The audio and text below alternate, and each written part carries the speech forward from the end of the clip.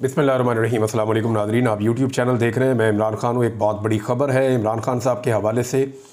मैंने आपको 2 दिन पहले बताया था कि पाकिस्तान तहरीक-ए-इंसाफ़ रास्ता ढूंढ रही है कि वो मुज़ाकरात किस तरीके से करे।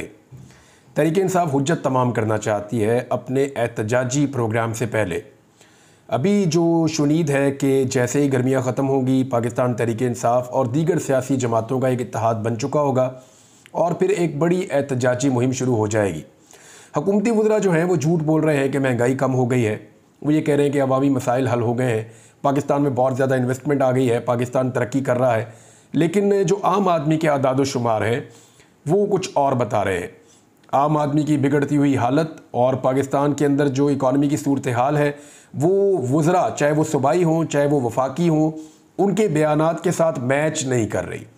तो इमरान खान साहब के बारे में मैंने आपसे कहा था कि वो कोई रास्ता निकालेंगे और मुज़ाकरात के लिए हुज्जत तमाम करेंगे, क्योंकि सुप्रीम कोर्ट ऑफ पाकिस्तान ने भी उस दिन इस बात पे ज़ोर दिया था जब लास्ट टाइम इमरान खान साहब जजेस के सामने पेश हुए और उन्होंने जजेस के साथ बातचीत की।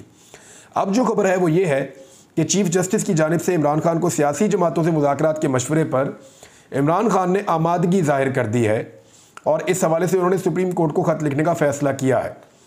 ये जो लोग इमरान खान साहब से मुशावरत कर रहे थे ना, उनमें से कुछ लोगों से मेरी बात हुई थी और उनके पास मुख्तलिफ तजावीज़ थी। कुछ तजावीज़ ऐसी थी कि जिन्होंने मैंडेट चोरी किया बराह रास्त उनसे बात ना की जाए और वो लोग जो अपने वोटों से मुंतखब होकर आए उनकी टीम बनवाई जाए, लेकिन हुकूमत के साथ एंगेजमेंट तो करनी पड़ेगी। अब उसकी शराइत क्या होंगी या इन मुज़ाकरात के TORs क्या होंगे, किस तरह ये आगे बढ़ेंगे, वो आने वाले वक्त में आपको पता चल जाएगा। इसमें जो पहला फ़ैसला किया गया वो इमरान खान साहब की जानिब से ये किया गया है कि चीफ़ जस्टिस ऑफ पाकिस्तान को एक ख़त लिखते हैं वापस, जो उन्होंने तजवीज़ दी उस तजवीज़ के ऊपर। क्योंकि इससे पहले भी जो चीफ़ जस्टिस ऑफ पाकिस्तान थे उमर अताब बंदयाल साहब, उन्होंने भी सियासी जमातों को बैठने का मशवरा दिया था। इमरान खान साहब उस वक्त सियासी जमातों के साथ बैठे थे और सियासी जमातों ने वादा पूरा नहीं किया था, बल्कि वो ये कहना शुरू हो गई थी कि जब तक काजी फ़ाइज़ ईसा चीफ़ जस्टिस नहीं बन जाते तब तक हम इलेक्शन नहीं करवाएंगे। हम चाहते हैं कि नवाज शरीफ साहब वापस आएँ, फिर इलेक्शन हो, और नवाज शरीफ साहब के वापस आने के लिए काजी फ़ाइज़ ईसा साहब का चीफ़ जस्टिस बनना ज़रूरी है। ये पाकिस्तान तहरीक-ए-इंसाफ़ के लोगों ने उस वक्त क्लेम किया था और सोर्सेज से ये खबरें बाहर आई थी। बहरहाल अब इमरान खान साहब ने कहा कि सुप्रीम कोर्ट को ख़त लिखा जाएगा और उन्होंने नोट करवा दी वो नुकात जो सुप्रीम कोर्ट को लिखे जाने वाले उस ख़त में शामिल होंगे। ये पाकिस्तान तहरीक-ए-इंसाफ़ के लोग नोट करके आ गए हैं।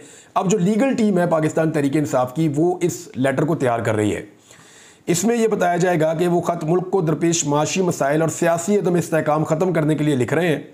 उनका मौक़िफ़ है कि मुल्क को दरपेश संगीन माशी और सियासी अदम इस्तेहकाम ख़त्म करने के लिए वो हर संजीदा फ़रीक से बातचीत करने के लिए तैयार है। ज़राए के मुताबिक ख़त के निकात में उन्होंने लिखवाया है कि हर वो फ़रीक जो माशी और सियासी मसाइल हल करने की इस्तात रखता हो उससे बात की जा सकती है। इंतखाबी मैंडेट की वापसी, 9 मई जुडिशल कमीशन इंक्वायरी समेत दीगर सियासी केसेस में फेयर ट्रायल किया जाए। साथ में उन्होंने ये चीज़ें भी शामिल कर दी हैं।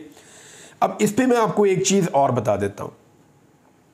इसमें यह है कि इमरान खान साहब के जो सियासी मुखालफिन हैं, चाहे वो मीडिया में हैं, जो लोग थोड़े दिन पहले तक बहुत सर पीट रहे थे, बहुत ज़्यादा छलांगे मार रहे थे, बहुत ज़्यादा रिक्वेस्ट कर रहे थे, रो रहे थे, टसवे बहा रहे थे कि इमरान खान मुज़ाकरात क्यों नहीं करते, उन सारों के वो ट्वीट्स और वो बयानात आप संभाल लीजिए। जो ये कह रहे थे कि इमरान खान को मुज़ाकरात करने पड़ेंगे, आगे बढ़ना पड़ेगा, बातचीत करनी पड़ेगी और बातचीत ही आगे बढ़ने का रास्ता है, तो बातचीत के लिए तो इमरान खान हमेशा से तैयार थे, वो डील करने के लिए तैयार नहीं है, उनका ये कहना है। अब आप देखेंगे कि वही सारे अकाउंट कहेंगे इमरान खान ने घुटने टेक दिए, वही सारे कहेंगे इमरान खान ने हार मान ली, लो जी इमरान खान ने जो है वो दिल छोड़ दिया, इस किस्म की बातें करेंगे। इमरान खान बातचीत के लिए पहले से तैयार थे, लेकिन सुप्रीम कोर्ट ऑफ पाकिस्तान की जानिब से क्योंकि ये पेशकश आई और उन्होंने ये कहा कि ये करना चाहिए, आइडिया वहाँ से आया, तो मेरे ख्याल में वो एक ज़िम्मेदार इदारा है, एक बड़ा इदारा है, तो इमरान खान साहब उसको बीच में रखते हुए कोई रास्ता निकालने की कोशिश करेंगे। और इसके ऊपर उन्होंने अगर इतने दिन लिए हैं तो कोई ना कोई चीज़ तो प्लान ज़रूर की है। अब देखते हैं कि इसके अंदर आगे मामला किस तरफ जाते हैं। बहरहाल ये काम शुरू हो गया है, मैं इस पर आपको रिपोर्ट करता रहूँगा वक्तन फ़वक्तन। एक और जो बड़ी खबर है, और ये बहुत बड़ी खबर है, ये अली अमीन गंडापुर साहब की तरफ से है। उन्होंने वज़ीर-ए-आज़म पाकिस्तान को ख़त लिख दिया है। मैंने थोड़े दिन पहले खबर ब्रेक की थी और आपको बताया था कि खैबर पख्तूनख्वा के अंदर 177 177 में से 91 ऐसे मंसूबे हैं, यानी आधे से ज़्यादा बड़े मंसूबे जो खैबर पख्तूनख्वा में तरक्याती मंसूबे थे, उनको वफाकी हुकूमत ने ख़त्म कर दिया है। और इस खात्मे के ऊपर जो खैबर पख्तूनख्वा की हुकूमत थी और जो वहाँ के शहरी हैं वो बहुत परेशान थे, क्योंकि ये जो प्रोजेक्ट थे ये सड़कों के थे और ये जो थे टनल्स के थे, तालीम के थे, एनर्जी के थे, सेहत के थे, आम आदमी के मेयार ज़िंदगी से मुताल्लिक या उनकी मईशत से मुताल्लिक ये सारे प्रोजेक्ट थे जिन्हें बंद कर दिया गया। अब जब इन्हें बंद किया गया है तो ये भी पता चला कि इनमें बहुत सारे मंसूबे ऐसे हैं जो चल रहे थे, ऑन गोइंग थे, जिनमें से कुछ के बारे में कहा जाता है कि वो 70% तक मुकम्मल हो चुके हैं और उन पे काम बंद कर दिया गया। जब दोबारा काम शुरू किया जाएगा तो इसकी कॉस्ट बहुत ज़्यादा बढ़ जाएगी और जो डेप्रिसिएशन है वो अलग से होगी। तो ऐसी सूरत हाल में अली अमीन गंडापुर ने ख़त लिख दिया वज़ीर आज़म को। उन्होंने कहा कि सालाना मनसूबाबंदी कमेटी के फैसलों से शदीद मायूसी हुई है। PSDP से 91 तरक्याती मनसूबे निकालने से हमारा सूबा मुतासर होगा। कौमी इक्तसादी कमेटी इजलास में फैसला हुआ था, ये उन्होंने याद दिलाया कि हमने फैसला किया था पहले, कि जारी मनसूबों को तरजीही बुनियादों पर मुकम्मल किया जाएगा। जारी मनसूबों को निकालना SIFC और कौमी इक्तसादी कौंसिल के फैसलों की खिलाफ वर्जी है। उन्होंने कहा कि वफाकी हुकूमत की जानिब से तरक्याती मनसूबों के खात्मे से सूबे की महरूमियों में इजाफा होगा और तमाम सूबों को तरक्याती प्रोग्राम में मुकर्ररा हिस्सा हुकूमत को देना होगा। अच्छा, ये हुज्जत तमाम कर रही है सूबाई हुकूमत, क्योंकि मेरे अंदाजे में अली अमीन गंडापुर साहब खैबर पख्तूनख्वा के तमाम मसाइल लाकर वफाकी हुकूमत के सामने रख रहे हैं और वसाइल मांग रहे हैं। वफाकी हुकूमत इस वक्त इस पोजीशन में नहीं है जो इकॉनमी की उन्होंने हालत कर दी है कि खैबर पख्तूनख्वा को उसका शेयर दे सकें, और यहीं से खैबर पख्तूनख्वा की हुकूमत के पास एक जवाज़ फ्राहम हो जाएगा कि वो वफाकी हुकूमत के खिलाफ एक एहतजाजी मार्च करें या एहतजाज का सिलसिला शुरू करें। मामला उस तरफ बढ़ रहे हैं लेकिन स्लो बढ़ रहे हैं। ये डेवलपमेंट्स हम आपके सामने रखते रहेंगे। एक और बड़ी खबर है, शहबाज गिल साहब के हवाले से है। पहले मैं आपको खबर बता दूं कि उसमें क्या हुआ। शहबाज गिल साहब जो खुद भी बड़े ज़ेरे अताब रहे जब तक वो पाकिस्तान में मौजूद थे, और उन्होंने ट्वीट करके बताया कि मेरे नाकर्दा जराइम के बदले मेरे बड़े भाई गुलाम शब्बीर साहब को कल लाहौर से अगवा कर दिया गया। वैसे सियासत कोई जुर्म नहीं है, लेकिन आजकल क्योंकि बना दिया गया है तो बताता चलूँ कि मेरे भाई का सियासत से कोई दूर दूर तक लेना देना नहीं है। चंद दिन पहले एक बहुत ताकतवर शख्सियत ने मुझे फ़ोन पर धमकियाँ दी और इसके बाद मेरे भाई को अगवा किया गया। मुझे पता था और है कि सच बोलने के नताइज भुगतना पड़ेंगे, लेकिन मेरा अल्लाह पर ईमान है कि अल्लाह जो करेगा बेहतर करेगा। और साथ उन्होंने लिखा हस्बुनल्लाहु व निअमल वकील। तो ये जी शहबाज गिल साहब का ट्वीट है। थोड़े दिन पहले जो है वो अदर मुशवानी साहब के दो भाई जो हैं वो भी अगवा हो गए। लाहौर से एक और शख्सियत है वो भी अगवा हो गई पाकिस्तान तहरीक इंसाफ की। तो ये एक हफ्ते के अंदर कुछ 4 लोग पाकिस्तान तहरीक इंसाफ के अगवा हुए हैं या उठाए गए हैं। अब मामला ये है कि पाकिस्तान तहरीक इंसाफ इसके ऊपर क्या कर रही है। आपको मैं याद दिलाता चलूँ, जब इमरान खान साहब ने चीफ जस्टिस ऑफ पाकिस्तान से बात की उन केसेस के बारे में जो पाकिस्तान तहरीक इंसाफ के सुप्रीम कोर्ट में लगे हुए हैं और पेंडिंग पड़े हुए हैं और सुप्रीम कोर्ट उनको नहीं सुन रही। अब पाकिस्तान तहरीक इंसाफ को पता है या नहीं पता, लेकिन इसका डाटा जो है वो रिकॉर्ड जब इकट्ठा किया कुछ सहाफ़ियों ने, तो उन्होंने मुझे बताया कि 16 मुकदमात हैं पाकिस्तान तहरीक इंसाफ के अब तक जो सुप्रीम कोर्ट ऑफ पाकिस्तान में मुबैना तौर पे पेंडिंग पड़े हुए हैं, जो नहीं सुने जा रहे। और पाकिस्तान तहरीक इंसाफ के जो वकला हैं वो अर्ली हेयरिंग की दरख्वास्त भी नहीं दे रहे। हालांकि काजी फायद ईसा साहब ने इमरान खान साहब को यह कहा था कि आपके वकला को तरीकाकार पता है कि अर्ली हेयरिंग कैसे करवाई जाती है, तो वो क्यों नहीं कर रहे कि जल्दी हेयरिंग के लिए अपने केसेस लगवाएं। देखिए, इससे पाकिस्तान तहरीक इंसाफ को इंसाफ मिले या ना मिले, कम से कम उनके केसेस तो शुरू होंगे ना। सिस्टम के ऊपर एक दबाव तो आएगा कि ना इंसाफियां बंद हो, या कम से कम जजेस कहीं तो इंसाफ देना शुरू करेंगे। इतने सारे मुकदमा आते हैं, शुरू तो करें। इंसानी हुकूक का उनका एक मुकदमा पेंडिंग है, उनकी खवातीन के साथ जो सलूक किया जा रहा है, बार बार किया जा रहा है, तो क्या वो इंसानी हुकूक के मामले के ऊपर सुप्रीम कोर्ट ऑफ पाकिस्तान में अर्ली हेयरिंग की दरख्वास्त नहीं दे सकते और वो केस क्या दोबारा नहीं लगा सकते? जबरी गुमशुदगियों का उनका एक केस पेंडिंग पड़ा हुआ है जिसमें मेरा भी तस्करा हुआ था, मुझे याद है अच्छी तरह, और उसमें लतीफ़ कोसा साहब ने बातचीत की थी। तो केसेस तो हैं लेकिन उनकी हेयरिंग नहीं हो रही, वो सुने नहीं जा रहे, पेंडिंग पड़े हुए हैं, ताखीर का शिकार हो रहा है मामला। तो पाकिस्तान तहरीक इंसाफ के पास बड़ा आसान रास्ता है, वो रोज़ाना की बुनियाद के ऊपर अपने एक एक केस को जो है वो अर्ली हेयरिंग की दरख्वास्त देते रहे और उसके ऊपर प्रेस कॉन्फ्रेंस करते रहे, और जब वो ना लगे तो फिर दोबारा उसके ऊपर दरख्वास्त दें और कहें जी वो क्यों नहीं लग रहा। तो इन चीज़ों को परसू करें, इनके पीछे जाए। देखिए अब पाकिस्तान तहरीक इंसाफ कोई नवाज शरीफ तो नहीं है कि उनको प्लेट में रख के एयरपोर्ट पे इंसाफ मिल जाएगा, या एयरपोर्ट से लेकर वो अपने घर तक पहुंचेंगे और सारा इंसाफ मुकम्मल हो जाएगा। अब नवाज शरीफ तो नहीं है ना, पाकिस्तान तहरीक इंसाफ है। अब सबके लिए इंसाफ चलकर दरवाजे तक नहीं आता, आपको चलकर अदालत में जाना पड़ता है, आपको जाकर तको-दो करनी पड़ती है, आपको जाकर इंसाफ का दरवाज़ा खटखटाना पड़ता है, तो फिर आपको इंसाफ मिलता है। मुझे आप देख लें, मैं तकरीबन कोई 2 महीने से तमाम इदारों के दरवाजे खटखटा रहा हूँ, कोशिश करता चला जा रहा हूँ। मुझे पता है कि मेरे साथ क्या होना है, मुझे आइडिया है।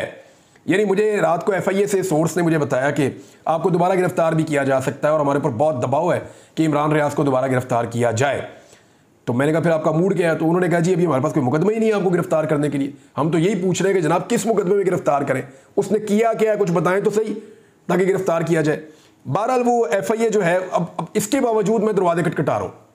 मैं कभी इस अदालत में जा रहा हूँ, कभी उस अदालत में जा रहा हूँ, कभी इंटीरियर मिनिस्ट्री में जा रहा हूँ, कभी अटॉर्नी जनरल से रब्ता कर रहा हूँ, हर तरफ कोशिश कर रहा हूँ, हर जज का दरवाज़ा खटखटा रहा हूँ, 5 दफ़ा टिकट ले चुका हूँ, लेकिन मैं हार नहीं मान रहा। मैं कोशिश कर रहा हूँ कि सिस्टम के साथ चिपका रहा हूँ।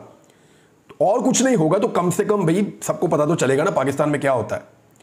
तो ये तो इतनी बड़ी पॉलिटिकल पार्टी है, मैं तो एक छोटा आम सा जर्नलिस्ट हूँ, बिल्कुल एक आम आदमी हूँ पाकिस्तान का। तो इतनी बड़ी पॉलिटिकल पार्टी है, इतने सारे वकला हैं। आपको याद होगा नून लीग वाले जब जाते थे अदालत में तो अपने साथ 50-50 वकील लेकर जाते थे और अर्ली हेयरिंग, और वो बार बार चीज़ों को हैमरिंग करते थे, बाहर आके प्रेस कॉन्फ्रेंस करते थे, बातें बताते थे। तो सिस्टम के अंदर एक रास्ता निकलता है, सिस्टम पे दबाव पड़ता है, और अदलिया जो है उसको भी ये वजह मिलती है कि वो जल्दी फैसले करे, या अदलिया को दबाव से निकलने में भी मदद मिलती है आपके इस किस्म की एक्टिविटी से। तो मेरे ख्याल में पाकिस्तान तहरीक इंसाफ की जो लीगल टीम है वो पूरी तरह नाकाम है अपने केसेस को जल्दी लगवाने में। और कादी फायद ईसा साहब ने इमरान खान साहब को बिल्कुल ठीक कहा था कि आपकी टीम ही काम नहीं कर रही, वो अर्ली केसेस लगवाएं, हेयरिंग के लिए दरखास्त दें और फिर उनके सुने जाएंगे। फिर अगर नहीं सुने जाएंगे तो फिर आप ब्लेम कर सकते हैं कि जी अदलिया नहीं सुन रही।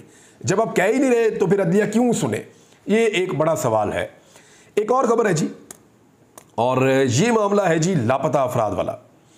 ये बड़ा आम तरीन मामला है नादरीन, और इस मामले में अब हमारे सामने आ गई है एक और मिसाल, यानी एक फ़ैसला हमारे पास मौजूद है। और ये अहमद फरहाद वाले केस के अंदर ये फ़ैसला सामने आया। इस्लामाबाद हाई कोर्ट ने अहमद फरहाद की बाजियाबी की दरख्वास्त निपटाने का तहरीरी फ़ैसला जो है उसको जारी कर दिया है। उसमें अदालत ने लार्जर बेंच की तश्कील के लिए लापता अफराद के तमाम केसेस को यकजा करने का हुक्म जारी कर दिया है। जस्टिस मोहसिन अख्तर क्यारी ने 4 सफ़हात पर मुश्तमिल फ़ैसला उर्दू में जारी किया है। उन्होंने लिखा कि 15 मई से जबरी तौर पर लापता अहमद फरहाद अभी तक घर ना पहुंच सका। यानी उन्होंने ये कंफर्म किया कि ये जबरी तौर पर लापता हुआ है, ये अदालत ने अपने फैसले में लिखा। और हामिद मीर साहब ने इसको ट्वीट करते हुए कहा कि जो लोग इसके ऊपर प्रोपेगेंडा कर रहे थे कि जबरी तौर पर गुमशुदगी कुछ नहीं होती, वो ये देख ले, फैसले के अंदर लिखा हुआ है। वजारत कानून, वफाकी पुलिस, अटॉर्नी जनरल ने बताया कि वो आज़ाद कश्मीर में मुकदमा में गिरफ्तार हैं, जबकि मुजफ्फराबाद सदर पुलिस स्टेशन मुकदमे में मतलूब है। फैसले में बताया गया कि हालात व वाक़यात के मद्देनज़र अदालत इस नतीजे पर पहुंची है कि मगवी जबरी तौर पर लापता हुआ और रियासती इदारे इसकी बाजियाबी में नाकाम रहे। 15 मई को थाना लोही भीड़ से शुरू हुआ सफ़र 29 मई को देरकूट की हदूद में मुज़ायका खेज तौर पर कानूनी दायरा इख्तियार में दाखिल हो गया। फरहाद अली शाह की गिरफ्तारी जिन हालात में रिकॉर्ड पर लाई गई, अदालत उसे गैर कानूनी अमल करार देती है। फिर उन्होंने बाद में कहा कि लार्जर बेंच बने और लार्जर बेंच ही मीडिया रिपोर्टिंग ना करने से मुताल्लिक अहकाम जारी करे। तहकीकाती इदारों के सरबराहान से इन कैमरा ब्रीफिंग के बाद लार्जर बेंच केसेस की समाअत करे, यानी पहले एक इन कैमरा ब्रीफिंग ले ली जाए और उसके बाद फिर इन केसेस की समाअत की जाए। बहरहाल ये एक लापता अफराद के हवाले से अहमद फरहाद वाले केस में जस्टिस मोहसिन अख्तर कियानी साहब का ये फ़ैसला आ गया है। नाज़रीन, एक और ख़बर है, और ये भी खबर बहुत इम्पॉर्टेंट है। ये खबर है जनाब इस्लामाबाद के 3 हलकों से मुताल्लिक। इस्लामाबाद के 3 हलके जो हैं, ये मामला गले में पड़ा हुआ है PMLN के, और उन्हें लगता है कि अगर ये 3 सीटें उनके हाथ से निकल गई तो फिर पूरे पाकिस्तान के अंदर ये कट्टा खुल जाएगा और फिर कहीं भी उनसे बांधा नहीं जाएगा। ये मामला हर तरफ खुल जाएगा और एक मुसीबत बन जाएगी मुस्लिम लीग नून के लिए। लिहाजा जो ट्रिब्यूनल जज थे, इससे पहले कि वो इस मामले को किसी मंतकी अंजाम तक पहुंचाते, मुस्लिम लीग नून के उम्मीदवारों ने फार्म 45 लाकर अदालत में जमा करवाने के बजाय, जैसे कि वो वादा कर रहे थे, क्लेम कर रहे थे कि फार्म 45 हैं, हम अदालत में लेकर जाएंगे, बजाय इसके कि वो फॉर्म 45 लाकर अदालत में जमा करवाते, उन्होंने जज साहब के ऊपर ही एतराज लगा दिया और इलेक्शन कमीशन को लिख दिया। अब इलेक्शन कमीशन ऑफ पाकिस्तान ने जो ट्रिब्यूनल जज है उनको तब्दील करने की जो दरखास्त दी थी उसको मंजूर कर लिया है। यानी अब जस्टिस तारिक महमूद जहांगीरी साहब जो इस मामले को मुंतकी अंजाम तक तकरीबन पहुंचाने ही वाले थे, वो अब ट्रिब्यूनल जज नहीं होंगे। कौन होंगे आने वाले दिनों में फैसला हो जाएगा। क्या किसी रिटायर्ड जज को लगाया जाएगा? अगर लगाया जाएगा तो अदलिया का उसके ऊपर क्या मौक़िफ़ होगा, पाकिस्तान तहरीक इंसाफ और दीगर जमातें उसके ऊपर क्या पोजीशन लेंगी, ये आने वाले वक्त में पता चलेगा। लेकिन जमात इस्लामी की 2 नंबरी का यहां पता चला है। जमात इस्लामी वो वाहिद जमात है जिसने इस्लामाबाद की 3 नशिस्तों के ऊपर अपने उम्मीदवार तो खड़े किए थे, लेकिन गवाही के तौर पर अपने फॉर्म 45 लेकर अदालत में नहीं आई। वो ये कहते हैं कि जी ये तो पीटीआई की लड़ाई है। नहीं जी नहीं, जमात इस्लामी को ये बात समझ नहीं आ रही कि ये पीटीआई की लड़ाई नहीं है, ये अवामी मैंडेट की लड़ाई है। लेकिन जमात इस्लामी की जो क़यादत है वो यहाँ पे कंप्रोमाइज़ हो गई।